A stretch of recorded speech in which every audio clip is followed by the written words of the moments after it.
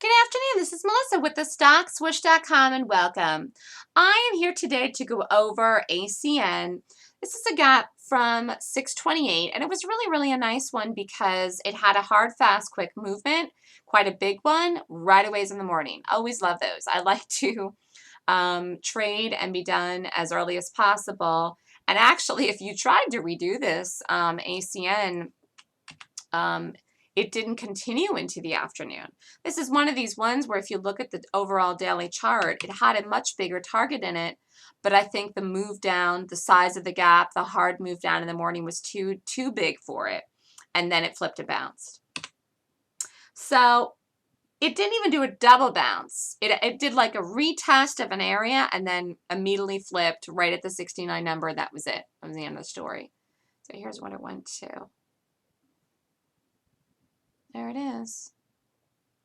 Close of this green bar here. That was it. So this is a damaging gap, even though it doesn't look like much here because it has a big bottoming tail and a tiny green bar.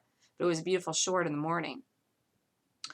This has got to hold, though, actually here, the high of this bar from Friday, if it's going to continue down to the bigger number, which is in here, 66.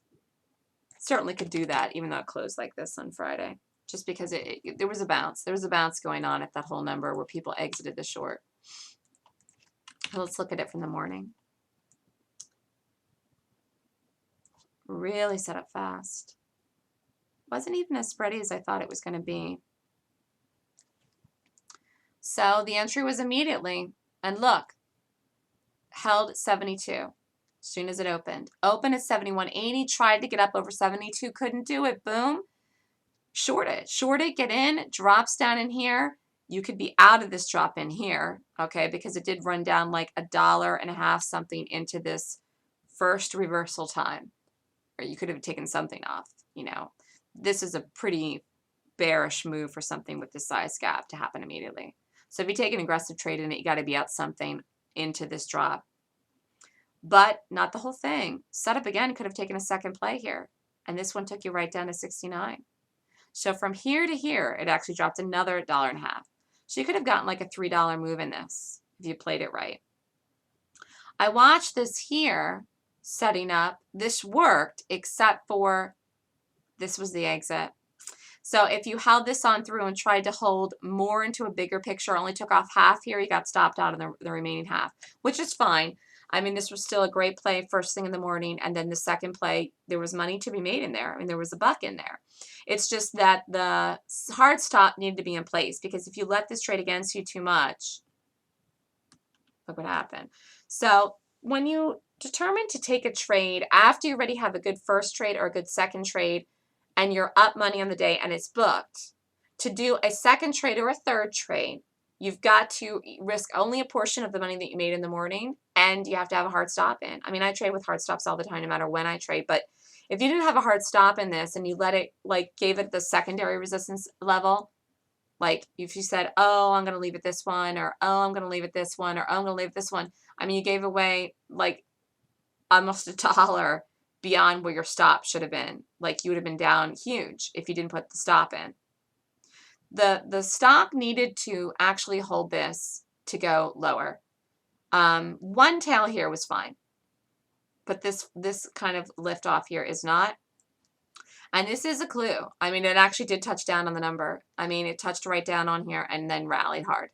And at this time, the market was rallying as well. So there was two clues. One, couldn't break a new low.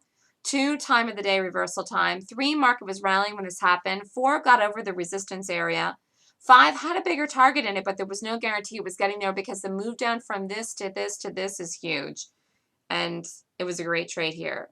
So you don't push it when these things don't want to go to the bigger numbers because it's had an enormous move for itself in the day. It was exhausted. This is just exhausted. That's why this is actually still a watch for Monday. I'd like it to stay under 72. Really, I'd like it to stay under 72, ideally. Closed at 71.96, so we'll have to see. This is Melissa with the StockSwoosh.com. This is ACN. This is a beautiful, fabulous, perfect, amazing, bearish gap. on Friday, June 28th.